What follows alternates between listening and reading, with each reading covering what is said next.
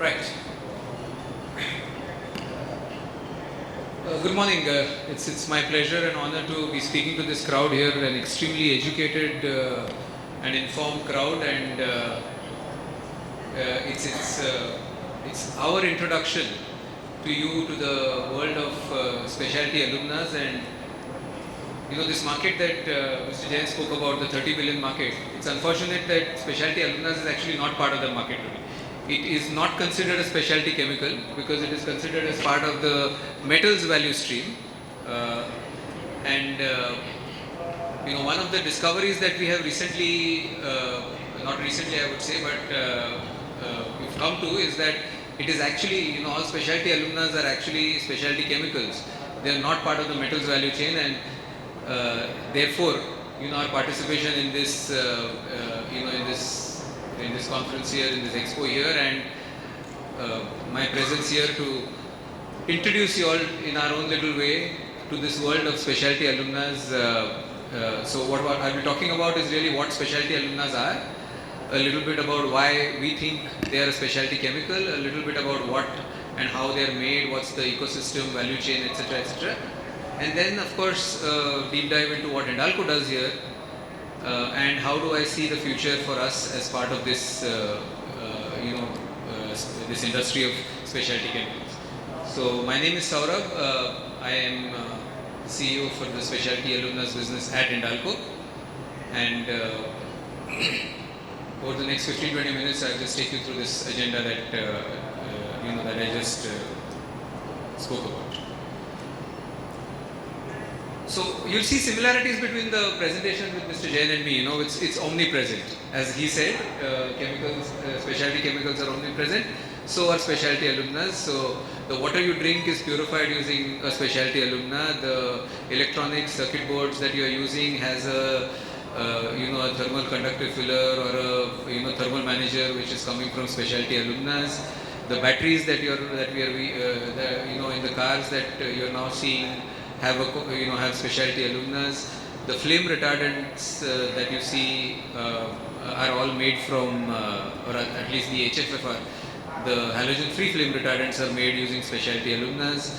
There is a bunch of other applications, refractories, glass. There isn't a place in your life where you don't encounter specialty aluminas in a form in which they are specially made for that application. And therefore, it's kind of an omnipresent specialty chemical in your life. It's just not made from the chemical value chain, it's made from the metal value chain, which is the bauxite to hydrate to aluminas, and that's the small difference that we have on the specialty aluminas. What is this market? So this is about a 145 million ton market globally, the alumina market. And as you know, most of the aluminas in the world get used for making aluminium. So more than 90% of the aluminas actually get used for making aluminium, and that's why they are known as an aluminium raw material. But there is a good 8 million tons of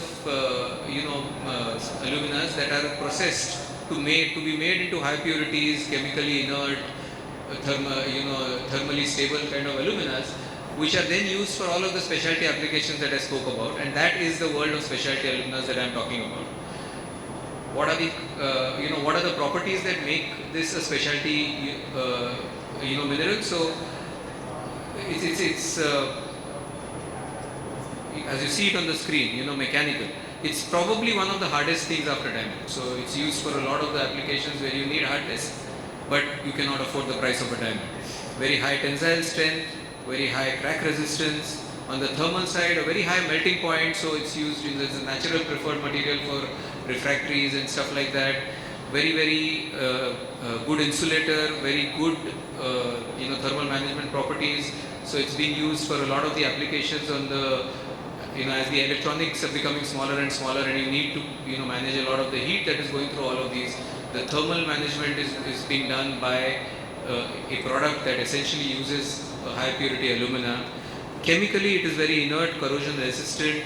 So a lot of usages where there is a likelihood of a reaction. This will hold itself steady. It will be catalyst beds, etc., etc.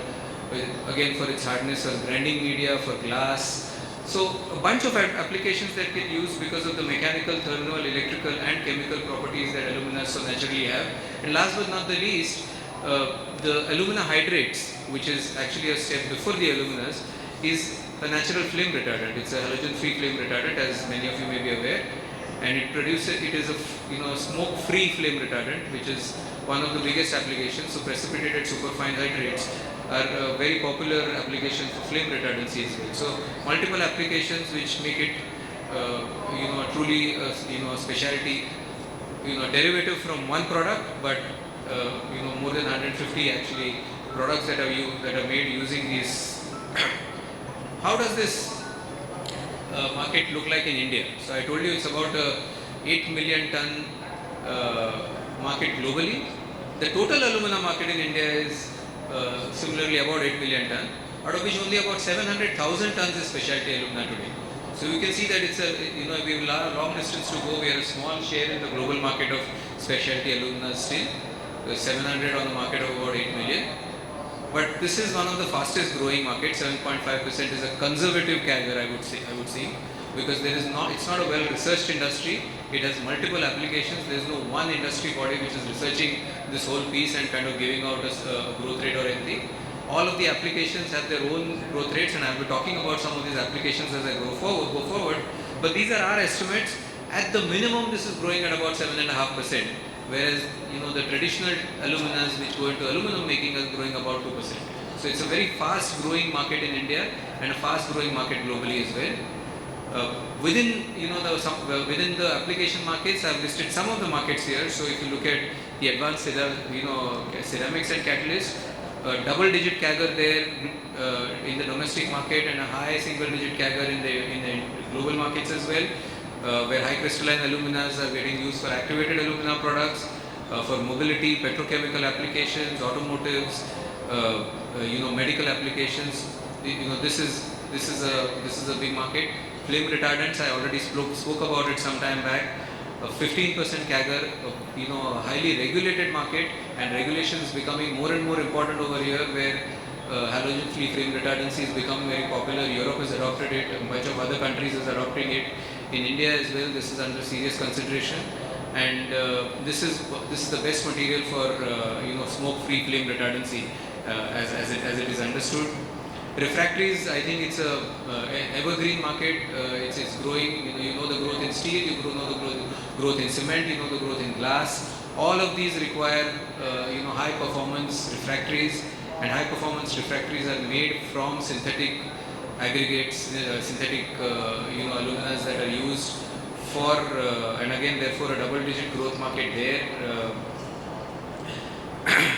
Electronics, I spoke about how electronics are becoming more and more dependent on good thermal management, and high purity aluminas are essentially very important for thermal management of these miniature consumer electronics that are getting made. So automotive, medical, aerospace, and we've not even touched batteries, we've not even touched glass, solar glass, all of these other applications.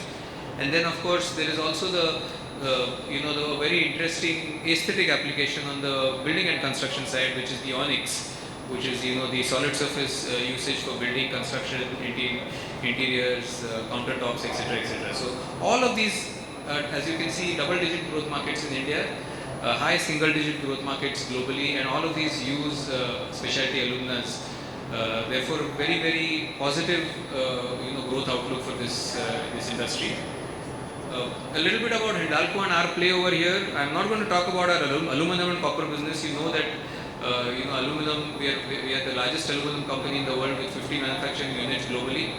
we make not just we smelt our own aluminum, but we also make a lot of our aluminum downstream products, which serve the automotive industry, the aerospace industry, the can, mobility, and so many others. On the copper side, we have one of the largest single location copper refinery in Dahej in India here, and we make copper cathodes, copper cables, copper wires. But the specialty aluminas, which is the business that I'm talking about here, about 500 tons of capacity, 70-75% of which is currently focused on the domestic market, about a 30% global market, which serves the industries that I spoke about, 2 state-of-the-art integrated plants in Belgaum and Muri, and customers across 42 countries. So that's the profile of this specialty alumina business that we have, and we are the largest in India right now. There are a few emerging players which are serving some parts of the market, but we are probably the only one who serves all of the markets that specialty alumina industries applications are in. So this is our global spread. As you can see, the 42 countries that we spoke about. We have offices and warehouses across the world, in Europe, in Japan, in the US. More than 120 products, 45 plus applications, 1,000 plus customers, and more than 50 years of experience of doing this. And yet we feel we are just getting started, because the true unlock of what specialty products can do to the aluminas, through the alumina applications, is just starting to happen, and we are all witnessing it more than ever before, not just in India but globally.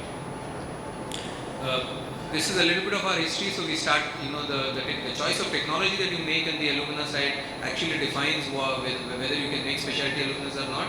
And this is just indicating that we've been at it, for the last 50 years, but truly in the last 20 years is when we've grown our footprint in a big way into becoming a specialty player, global specialty player, with a lot of investments that we've made in rotary kilns, in mills, in microfiners, in spin flat dryers, in a lot of advanced equipment.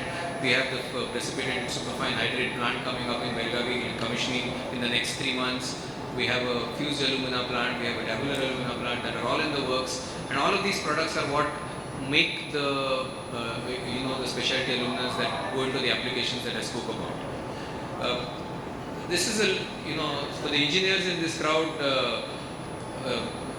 the simple process of what and how this is made, from the bauxite into digestion to sodium aluminate to precipitation into alumina, and this is the common process for making any alumina, and then you get the red mud and the vanadium sludge.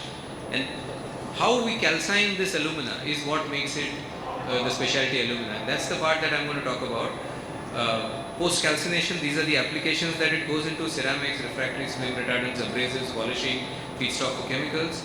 But this is what to make it a little familiar for the specialty industry, because you're used to looking at complexity. So we try to build a little bit of a complex chart to make it look complex enough. But this is what we essentially do on with the aluminas to calcine it to various degrees, to control the granulometry, to control the particle size distribution.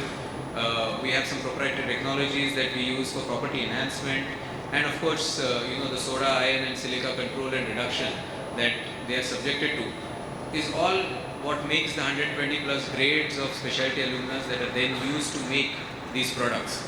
It's a very technology intensive, R&D intensive industry, like what Mr. Jain spoke about, and again kind of re-emphasizing how it is a true specialty. Our 2 assets in this business are the research centers that we have. We have 2 research centers. One is in Belgavi, the HIC Belgavi, which was established in 1979, and the Aditya Birla Science and Technology Center in Taloja here. Some of you may be aware of it. So the Aditya Birla Science and Technology, ABSCC as we call it, does most of the research, and most of the development work happens, the product development, co-development with customers, the product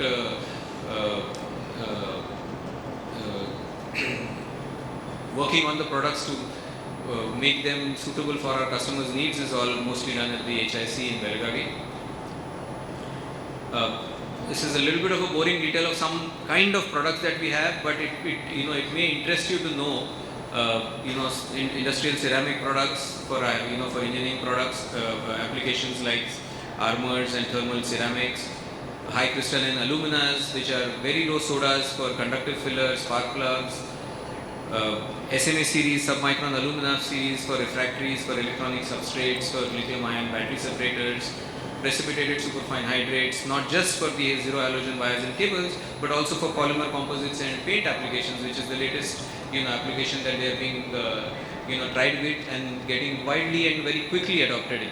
So this is just an example of some of the applications of the specialty alumina products that we have.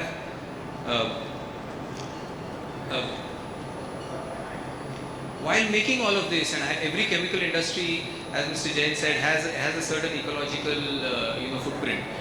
I'm very proud to say that we look at sustainability in a very holistic manner. Sustainability, in many ways, after strategy, is the most abused word today in the world. Unfortunately, it's been brought down to looking at carbon footprint only. But the way Hindalco looks at sustainability is it's a very wholesome sustainability agenda that we have, where we look at the green belt and biodiversity of the work that we do. The waste recycling, 85% of all of the waste that we make gets recycled, whether it is red mud, whether it is carbon, whether it is fly ash, whether it is, we are all our plants are single-use plastic free. The energy, of course, we have focus on 150 megawatts of renewable energy we already have. Another 100 megawatts is under commissioning. We've done a bunch of pilots with all the upcoming, technologies on the renewable side. So we have an investment in the pumped hydro. We have an investment in, we're working with the startups on the solid state batteries. So all of the, renewable and energy projects that are going on, we are truly committed to. Communities, I'm going to give you an example about how we work with communities, but very, very high, the Aditya Birla Group's engagement with communities is well known. The Tatas and the Birlas are synonymous with their work of trust with the communities, and Hindalco is no different. Responsible mining, we have a sustainable mining charter where we closely monitor the carbon footprint, the water footprint, the biodiversity, the health and safety of our mining operations. And last but not the least, on the water side, we have most of our plants are zero liquid discharge. Both of the plants in my business are zero liquid discharge. We've committed to a target of net water positive by 25 as a company, and we have desalination projects going on wherever we have access to seawater, and that is kind of giving back water to the community through the desal projects. I told you I'll give you an example of how truly committed we are on sustainability. You know that red mud, which is the bauxite residue, from which tailing dams are made, are a truly large 130-year-old industry challenge, and this is how we've solved it. We went after it about 20 years ago. We started experimenting with where and how we could use the red mud, and after multiple experiments and doing small successes of paver blocks and bricks and all, we finally kind of cracked it where we figured that it's the laterite and the low-grade bauxite that is used by the cement industry actually has the same chemical properties that red mud has, which is they have alumina, they have laterite, but red mud had an additional thing, which is the alkaline content, which is from the soda, which is used for the digestion, which I told you earlier, and that could be a problem for cement. And we continued working with the cement industries, plant by plant, to work with the chemistry, to finally get to a point where we kind of figured that the alkalinity in our red mud is actually going to help the sulfur in their fuel. So it actually helps the cement industry manage their sulfur emissions, and therefore it becomes a complete raw material. And so we cracked it at a chemistry level in the R&D labs for it to work as a raw material, as a substitute for laterite, alumina, and as a sulfur neutralizer in the kiln. Then we had the commercial problem of the laterite and the the bauxite being available near all of the cement plants, and all our refineries being so far away from them. So we worked with the government through the Niti Aayog to build a specific advocacy agenda for getting a concessional rate of freight for railways on moving of red mud, and we've been able to get that as well. And now the red mud, this is the kind of red mud reprocessing that we are doing now. In the year 2023, 3 of our refineries have not only sold all of the red mud that we've generated, we've also started digging up our old red mud ponds, our old tailing dams, and now we are sending out the red muds from our old bonds to these cement industries. It's become a very popular raw material, with them, and we've kind of created an industry, a new industry whereby how much is it? 6.5 million tons of natural resource. That much of mining has not happened since because of this red mud that we've been selling. So within the alumina industry, the two plants that I spoke about, what have we done? We have at Belagavi we have a biomass boiler, which is a phase 1, which is taking care 40% of our steam, 30% of our power. We have natural gas as our source of energy in the calciners, and we have a 30 megawatt renewables plant which takes care of 90% of our power. So we are en route to becoming the first in the world, mind you, and we are competing with players who have access to hydro energy, but we will still be the first in the world to produce 100% green alumina, which can be certified, audited, and which will have all of the trace standards compliance. I told you I'll also talk to you about the work that we do with communities. This is an example. I have the privilege of leading this engagement as well. So we work with the mining community around our plants, and